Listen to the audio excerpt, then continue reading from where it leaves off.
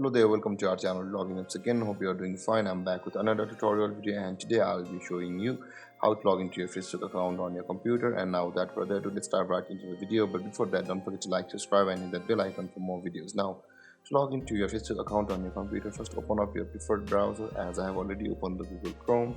And on the search bar, click over there and type in facebook.com like this and hit enter, as you can see, and you will also land up on the same page, which is the home page of Facebook or the login page of Facebook.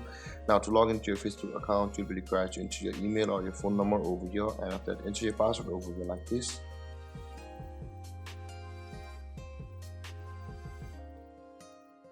and the password, and click on login. And there guys, we have successfully logged into our Facebook account on our computer. And if you have any confusions or questions regarding the topic, don't hesitate to comment in the comment section below, and don't forget to like, subscribe and hit that bell icon for more videos. Thank you for watching guys. Peace.